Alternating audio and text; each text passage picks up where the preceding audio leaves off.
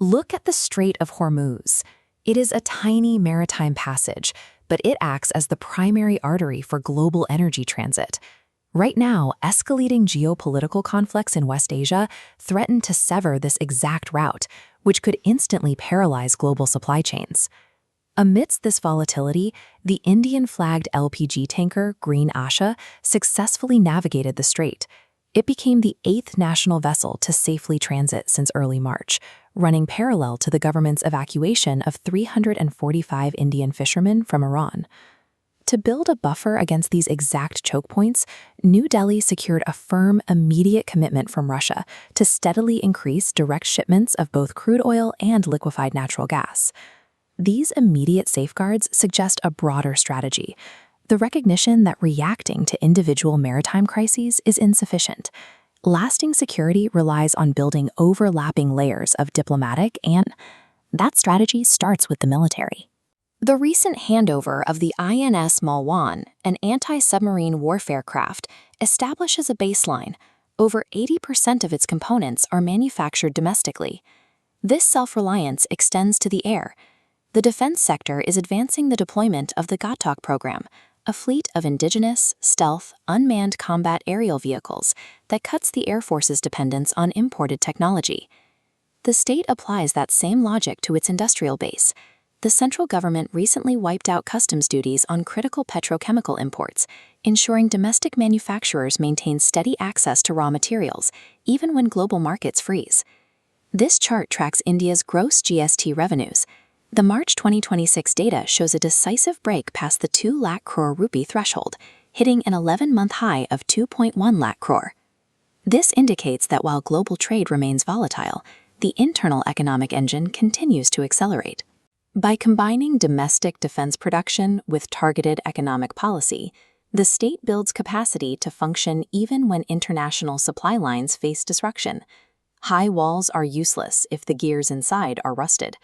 Upgrading state capacity requires frictionless internal administration, starting directly at the Ministry of Finance. Under the Paramb 2026 campaign, the Central Board of Direct Taxes slashed redundant rules and forms by nearly half. They replaced that friction with Kar Sathi, an AI assistant designed to rapidly accelerate the tax filing procedure. While AI optimizes micro-level compliance, demographic planning is getting a macro-level upgrade. Odisha is currently initiating the house listing phase for Census 2027, executing the country's first fully digital population data operation. Human capital assessment is also standardizing. Doctors and faculty at AIMS are pushing to implement the National Exit Test, a single, unified licensing exam that simplifies a previously fragmented patchwork of regional medical evaluations. At the foundational level, granting deemed to be university status to the National Council of Educational Research and Training removes bureaucratic bottlenecks, giving them the autonomy to drive specialized academic research. Streamlining how citizens pay taxes, map their demographics, and assess their medical and educational competence creates a low-friction internal workforce. Resilience also demands cataloging and defending natural assets. The Bhavasagara Center in Kochi was recently designated as the country's first national repository for deep-sea fauna, tasked with mapping uncharted marine ecology. To legally protect these genetic resources and traditional knowledge against foreign extraction, India has taken a global leadership role in issuing compliance certificates under the International Nagoya Protocol. That same protective logic applies to culture. The 14-day Odia Pakya Festival leverages community events and digital platforms to solidify local vernacular identity and traditional knowledge. Investing in grassroots identity directly translates to competitive performance. By scouting and nurturing talent from within its tribal communities, Odisha secured a 57-medal haul at the Khelo India Tribal Games.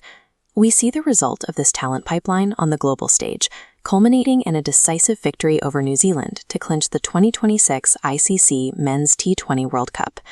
Guarding ecological roots while investing in grassroots athletes yields compounding dividends at the highest level of competition. An AI tax chatbot, an indigenous stealth drone, and grassroots sporting victories represent simultaneous efforts to strengthen the nation's internal framework. These developments track the same goal, moving from a state that merely manages external crises to one that builds its own momentum through internal optimization. The global environment is fragile and volatile, but this internal architecture is engineered to absorb international friction and keep data, goods, and capital moving smoothly.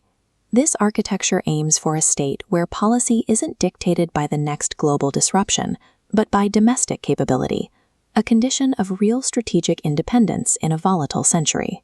A state's capacity to project influence abroad relies entirely on the unbreakable bedrock of its domestic self-reliance.